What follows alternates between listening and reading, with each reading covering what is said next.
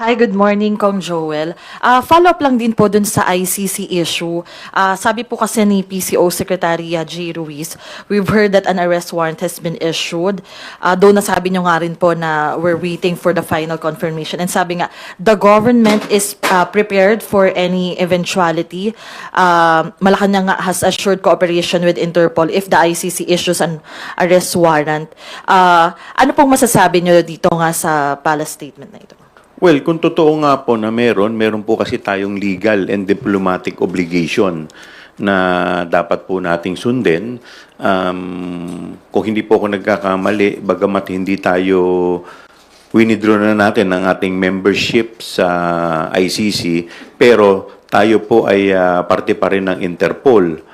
In fact, nung tayo po ay hinanap po natin si Alice Guo sa ibang bansa, ay humingi rin tayo ng tulong at suporta sa Interpol. Kaya hindi naman po maganda na tayo ay tataliwas dito dahil kung tayo po ay nangangailangan, sila naman ay ina-accommodate tayo kasi miyembro po tayo nito.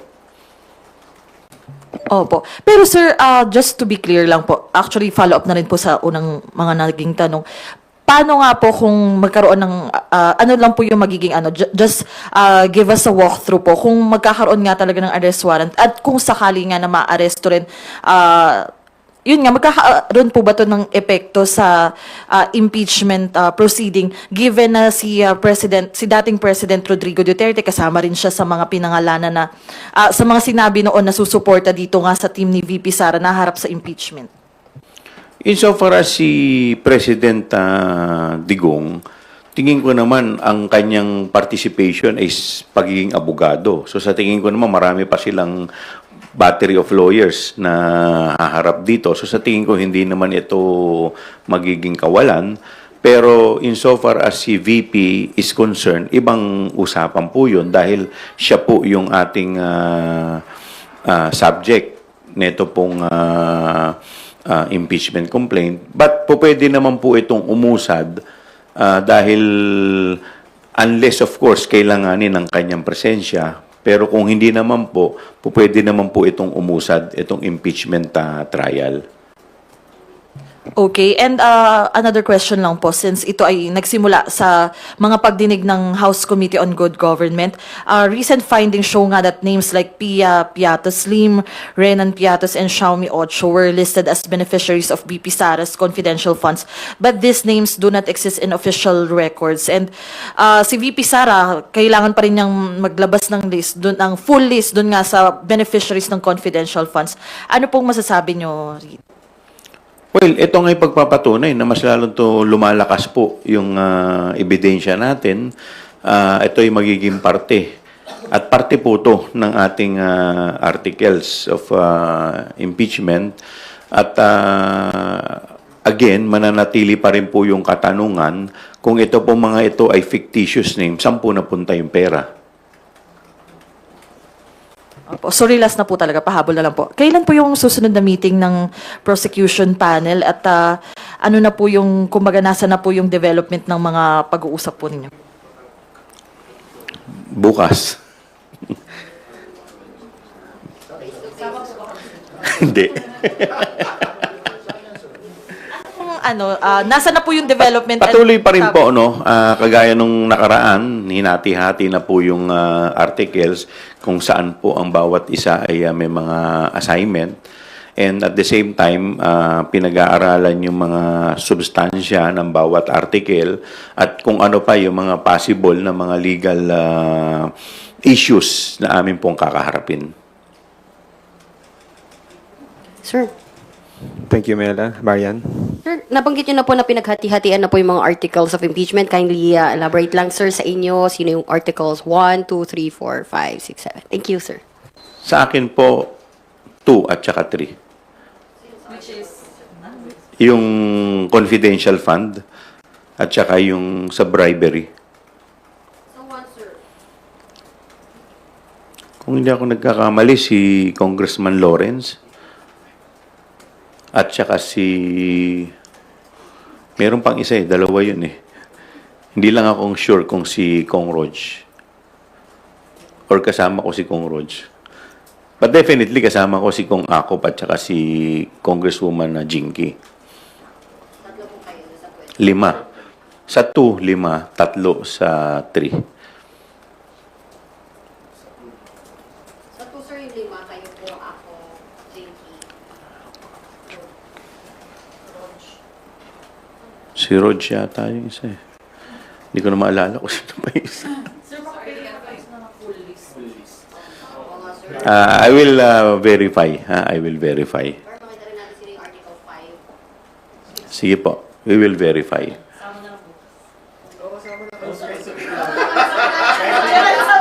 guys, intro kami. Hindi pa kami mag-ambush, intro lang. Sit nurse. Sige na, sir.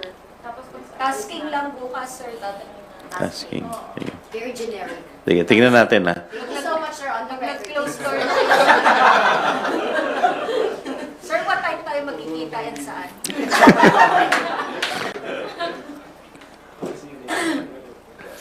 Sir, masingit lang ng isa.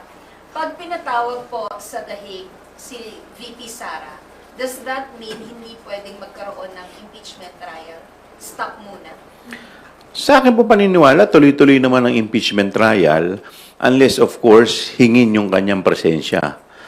So, kung kinailangan yung kanyang presensya, dun medyo siguro magkakaroon ng problema. Kasi kung wala naman po siya, kung hindi naman po siya uma-attend, po pwede po kasi nakalagay po sa rules na i-enter po na not guilty. So, pwede pong tumuloy pa rin po. Unless siya, sir, yung Siya yung mismong magte-testify. kailanganin. Siya po Opo. yung kailanganin. Kasi normally, like for example, sa second at saka sa third, tingin ko puro documentary evidence lang po yan eh. Meron din mga testimonial, pero may mga iba po kaming hinahandang mga testigo na tingin ko sapat naman at hindi naman kailangan si VP.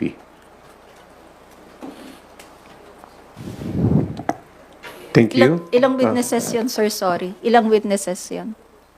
Sa? Doon sa 2M3, sir. Yung sinabi nyo na may ilang testimonial Sa 3, evidence. siyempre, nandiyan na yung, definitely, nandiyan na yung 3 or 4 yun. From OVP and DepEd, sir. DepEd yung sa 3 eh. Thank you, sir. Thank you. Ed Galvez from FEBC Network News. Sir, good morning. Sir, doon sa issuance ng ICC arrest order, kumpirmado man o hindi, pero walang jurisdiction ng ICC sa Pilipinas. Tapos sabi ni former President, magpapa-aresto siya kung Philippine authority ang aaresto sa kanya.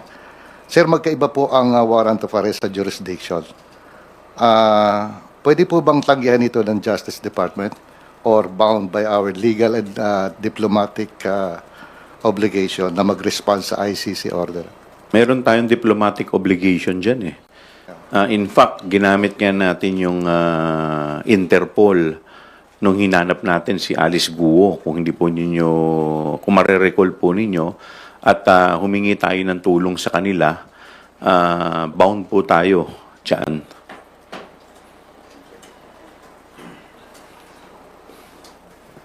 Okay ka na, Ed? Rosalie Cos from UNTV.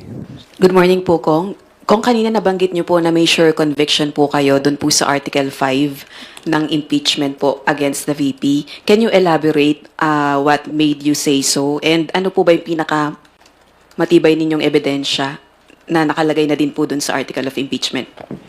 Well, unang-una talaga, kung ako po tatanungin yung pinakamatibay po dyan, yung Article 1 to 3. Pero ito po kasing, dito po sa sinampa po namin sa Articles of Impeachment, 7 lamang po to.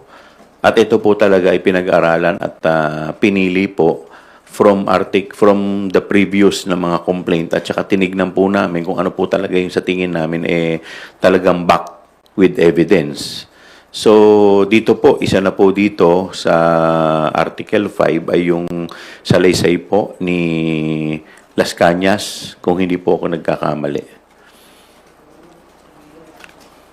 With regards po dun nung Davao City Mayor pa po Yes, si... nung Davao City Mayor Ano po yung si particular VP. na involvement po ni VP Sara noon? Meron siyang binanggit which was quoted in that article, pero hindi ko masyadong ma-recall. Oh, alright. Pero kinuha yun sa sa Quadcom. Sa Quadcom po kinuha yun. Although wala pa pong confirmation sa ICC kung meron silang inilabas na arrest warrant, pero may mga reports po.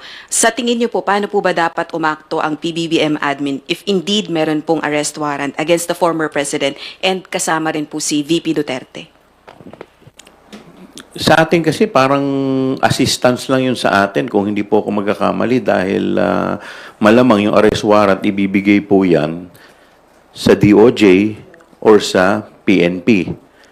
Dahil yung police ay hawak po ng DILG, malamang DILG tsaka DOJ. And sa DOJ naman po kasi yung NBI. So tingin ko yan pong dalawang yan ang talagang mangunguna po dito. Kung sakasakali, dahil as we speak, rumors pa rin po ito puro mga sabi lang po nino, puro hearsay pa lang po ito, wala naman po itong confirmation.